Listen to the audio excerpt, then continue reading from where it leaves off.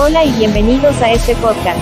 En este emocionante espacio, nos adentraremos en el fascinante mundo del derecho internacional público. Este campo del derecho se encarga de regular las relaciones entre los estados y otros actores como las organizaciones internacionales. Abordaremos temas como los tratados internacionales, la resolución pacífica de conflictos, los derechos humanos y el papel de las Naciones Unidas. Además, discutiremos cómo estos principios y normas influyen en la política global y afectan nuestras vidas cotidianas. Prepárense para explorar juntos los desafíos y avances en este ámbito tan relevante y en constante evolución. Espero que disfruten del viaje y aprendan tanto como yo. Mi nombre es Hermelinda Ojeda, estudiante de Derecho en la UNI, plantel Chetumal, y actualmente estoy cursando el 8º cuatrimestre. Bienvenidos. Hola, buen día a todos. Es un gusto estar nuevamente con ustedes. En este podcast Hablemos de Derecho. Hoy tocará el tema, el cual trata de los sujetos del derecho internacional público, que son las entidades con capacidad para adquirir derechos y contraer obligaciones en el ámbito internacional, siendo el Estado el sujeto originario y primordial. Otros sujetos derivados con personalidad jurídica limitada incluyen organizaciones internacionales, pueblos, individuos y, en ciertos casos, organizaciones no gubernamentales. El derecho internacional público es el conjunto de normas jurídicas que regulan las relaciones entre los actores de la comunidad internacional. Para comprenderlo adecuadamente, primero debemos identificar quiénes son esos actores, es decir, quiénes son los sujetos del derecho internacional público.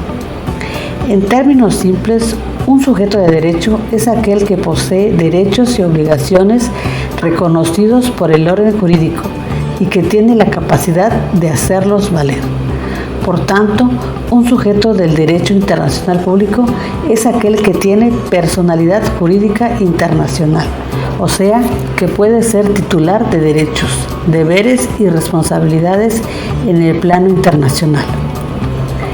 Esa definición implica 3 elementos clave: reconocimiento jurídico internacional, ya sea por costumbre, tratado o práctica internacional.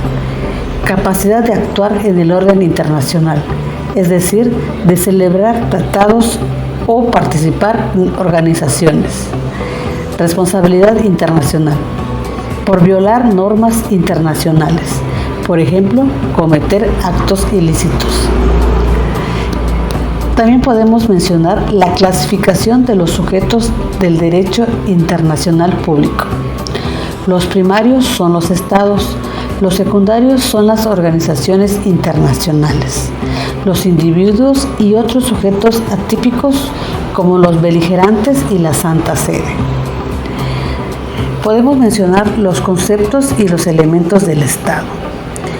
El concepto del Estado se refiere a una organización política que ejerce autoridad soberana y monopoliza el uso de la fuerza dentro de un territorio delimitado, con el objetivo de gobernar a una población y promover el bien común.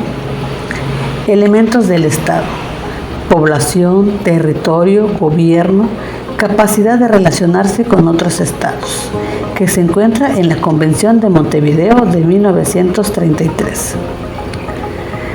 Según el derecho internacional público, la clasificación de los estados se centra en la naturaleza de su soberanía, su estructura jurídica y las relaciones que establecen entre sí, la forma de organización territorial, unitaria o federal, o el tipo de gobierno, monarquía o república.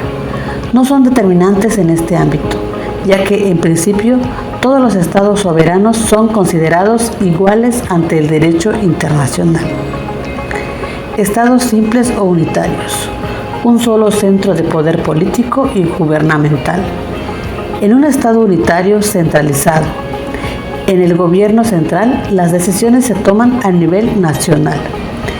El estado unitario descentralizado delega ciertas competencias y funciones administrativas a entidades territoriales, pero estas no tienen plena autonomía legislativa.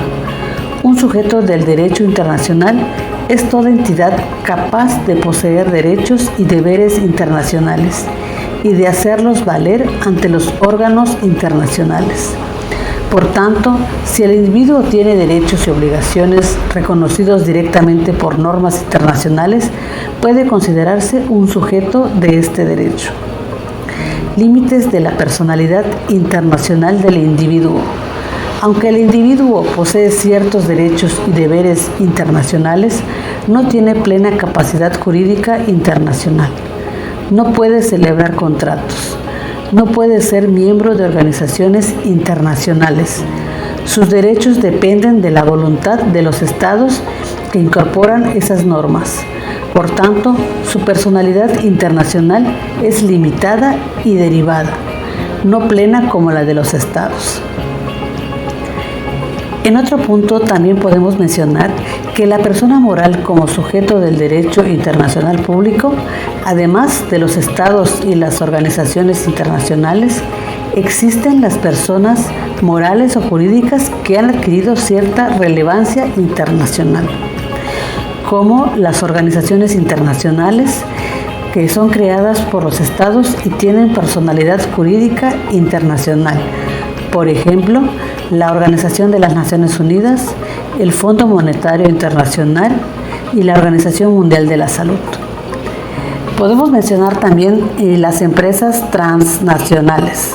Son actores importantes en el ámbito económico internacional y a menudo están sujetas a normas internacionales, como por ejemplo Microsoft, Coca-Cola, Walmart, General Motors.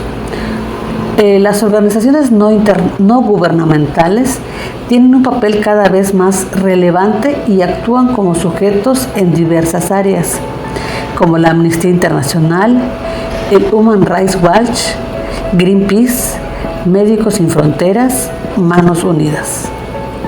Podemos también mencionar en este caso al Vaticano.